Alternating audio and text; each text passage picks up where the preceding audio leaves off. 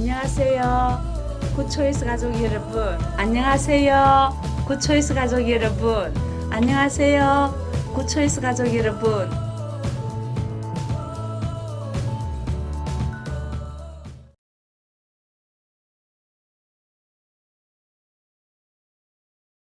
안녕하세요. 굿초이스 가족 여러분. 2021년 시작한 것이 엊그제 같은데 벌써 보름이 지났네요. 코로나로 어려운 시간들 빨리 지나갔으면 좋겠지만 그렇다고 움츠리고만 있는 시간은 아닌 것 같습니다.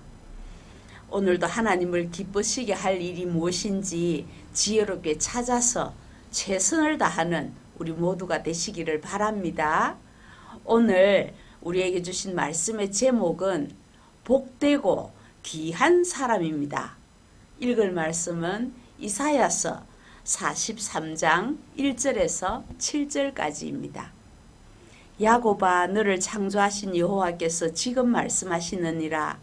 이스라엘아, 너를 지으신 이가 말씀하시느니라. 너는 두려워하지 말라. 내가 너를 구속하였고 내가 너를 지명하여 불렀나니 너는 내 것이라. 내가 불 가운데로 지날 때에 내가 너와 함께 할 것이라.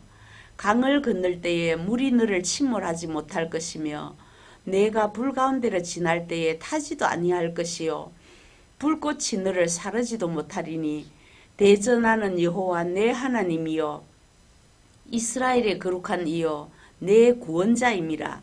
내가 애굽을 너의 속량물로 구스와 서바를 너를 대신하여 주었노라.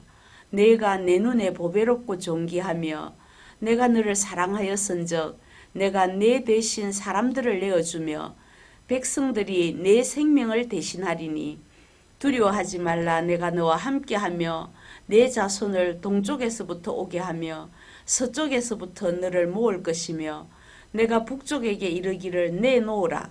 남쪽에게 이르기를 가두어 두지 말라.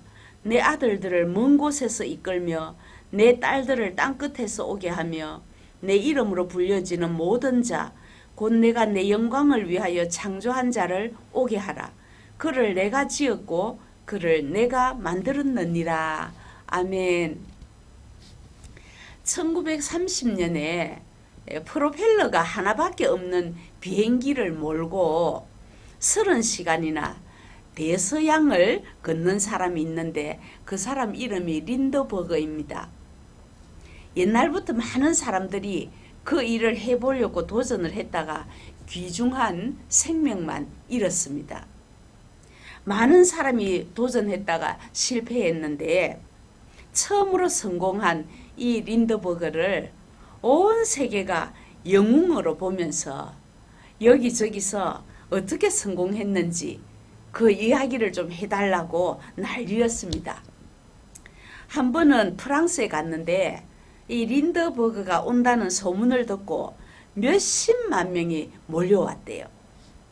이때 어느 큰 담배 회사가 이 린더버그의 인기를 이용해서 광고를 찍어가지고 돈을 좀 벌어보려고 이 사람을 모델로 쓸 계획을 세웠답니다.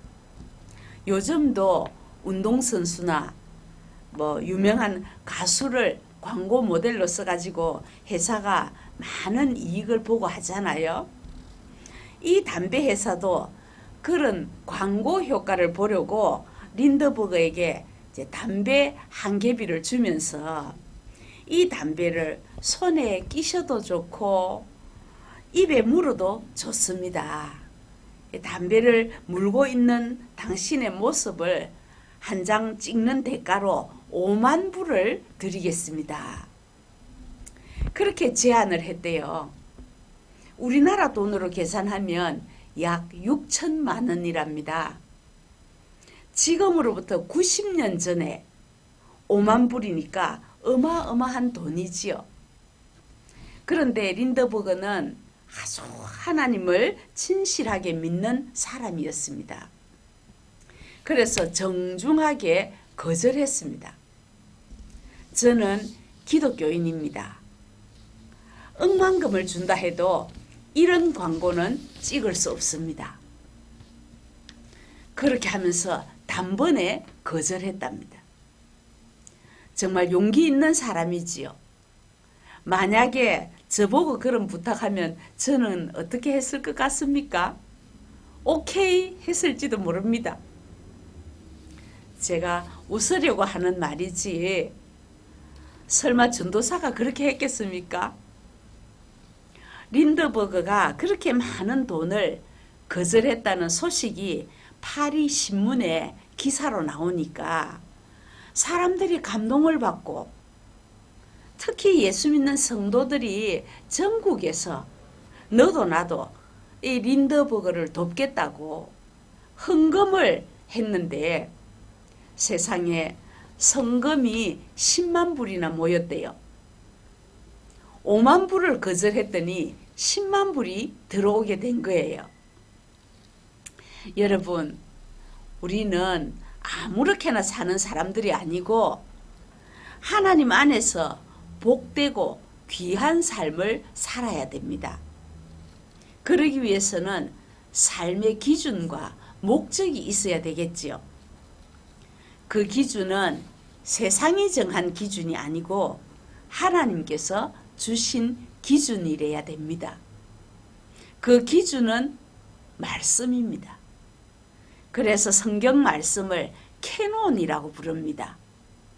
캐논이 뭘까요? 길이를 재는 잣대라는 뜻입니다.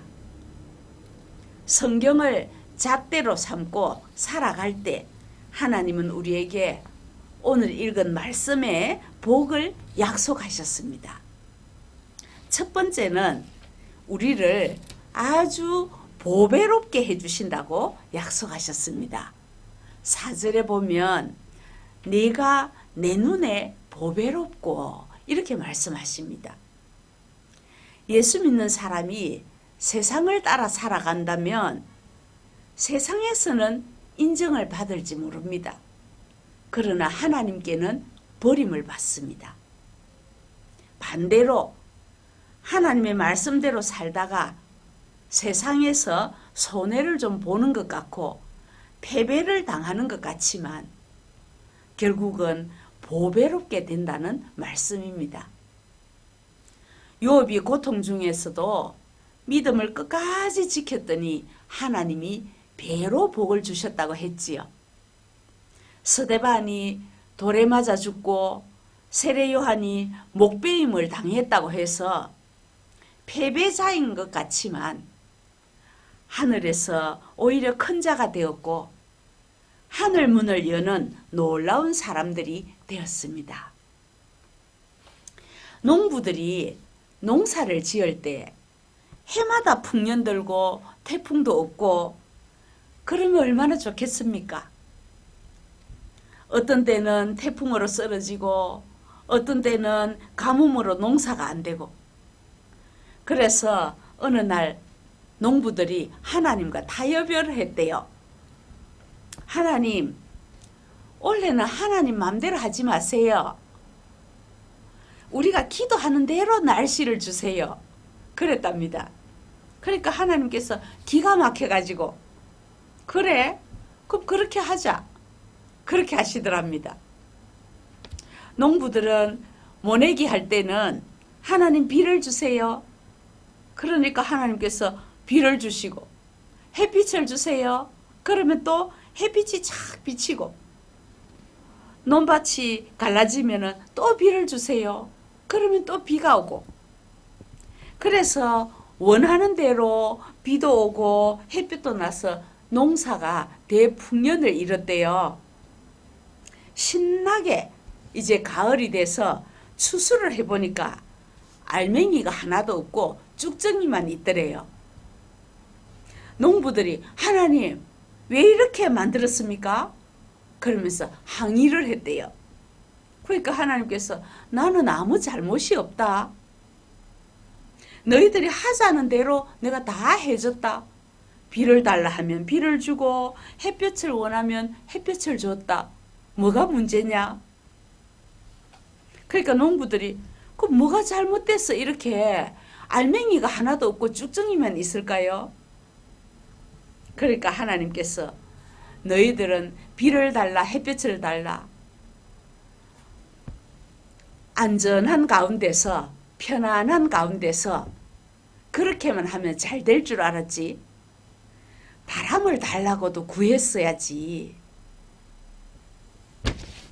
벼농사는 바람이 불고 태풍이 불면 나락이 쓰러져서 농사가 안 될 것 같지만 그것 때문에 수분 작용이 되어져서 열매가 맺힌다고 합니다. 중요한 얘기입니다. 하나님은 언제나 우리에게 좋은 것만 주십니다.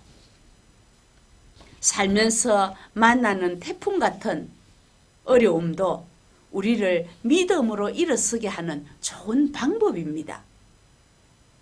그건 싫어요. 편안하게만 살게 해주세요. 그렇게 하니까 하나님이 그대로 해줬는데도 탈입니다. 우리가 원하는 대로 안 되면은 그것도 알찬 알곡으로 만들기 위한 하나님의 방법인 줄 알고 하나님의 하실 일을 기대하면서 말씀을 잣대로 삼고 사는 여러분들이 되시기를 바랍니다. 두 번째로 존귀하게 해주신다고 약속해 주셨습니다. 같은 사절입니다. 내가 내 눈에 보배롭고 존귀하며 유명해지려고 애를 쓰고 인기를 얻으려고 애를 쓰는 만큼 힘이 들고 피곤합니다. 그런데 하나님의 방법을 선택한 사람들, 예를 들면 다윗이 만군의 여호와의 이름으로 나아갈 때 골리앗을 이길 수가 있었습니다. 다니엘을 사자굴 속에 던진 사람들은 죽었습니다. 그런데 다니엘은 총리가 되었습니다. 요셉도 하나님이 존귀하게 해주셨습니다. 여러분, 아주 작은 일이라고 포기하지 마십시오. 늦었다고 생각하지 마십시오. 이 시간부터라도 하나님의 방법으로 살기를 결심을 하시기 바랍니다.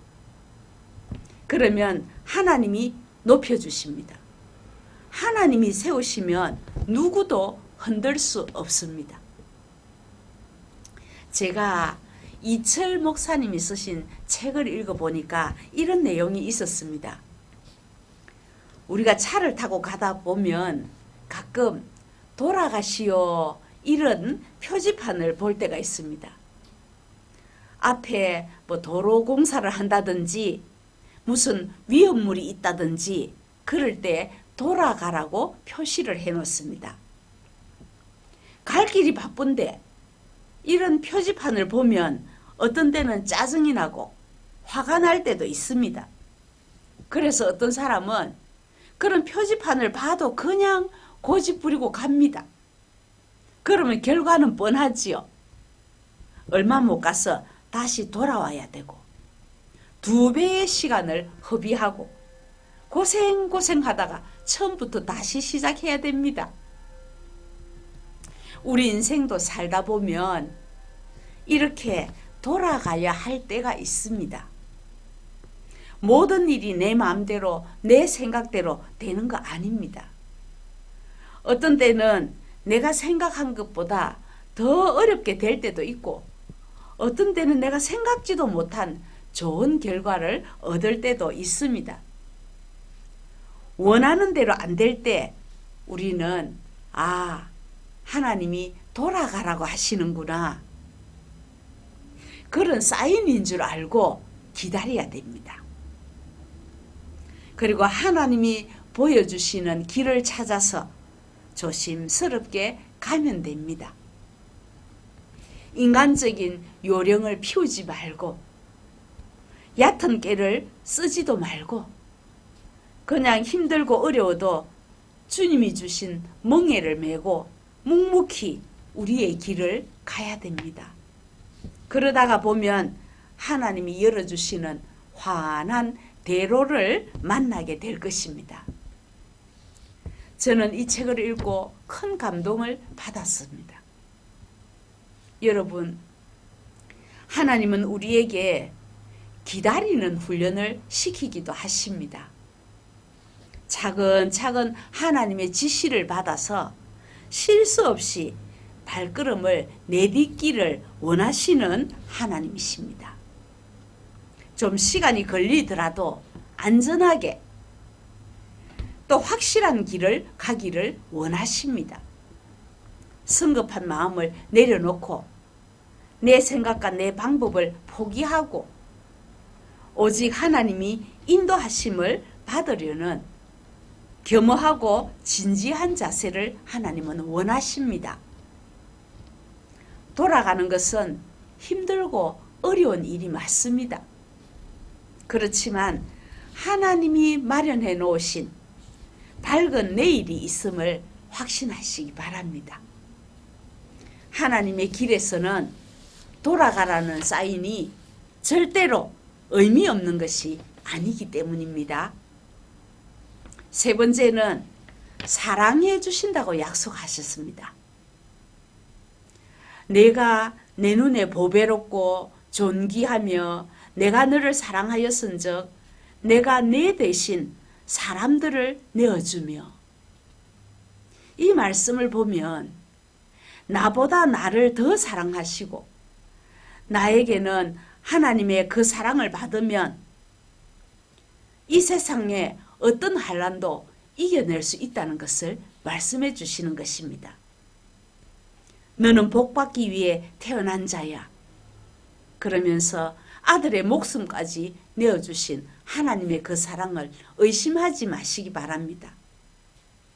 잠시 내 편하자고 하나님을 떠나는 쪽을 선택하면 그 순간은 유익이 될 것 같아도 하나님의 법은 절대 그게 아닙니다. 은밀한 중에 갚으시는 하나님께서 채워주십니다. 엄청나게 큰 돈이 생긴다 해도 하나님이 옳지 않다 하시면 버리세요. 하늘의 보화가 우리의 것입니다. 하나님이 약속하신 이 세 가지의 아름다운 복을 다 받아 누리는 우리 모든 구초에서 가족들이 되시기를 간절히 바랍니다. 기도하겠습니다. 고마우신 하나님 아버지, 우리를 보배롭게 해주신다고 약속해 주시고 존귀하게 해주신다고 약속해 주시고 사랑해 주신다고 약속하신 하나님, 감사하고 감사합니다. 오늘 우리에게 주신 말씀을 따라서 나에게 유익이 되기보다는 교회의 유익이 되는 것을 선택하게 하시고 하나님 나라의 유익이 되는 것을 선택하며 때로는 늦더라도 돌아가는 길을 택하게 하시고 말씀을 잣대로 삼는 우리 구초에서 가족들이 다 되도록 인도하여 주시옵소서. 예수님 이름으로 기도하옵나이다. 아멘.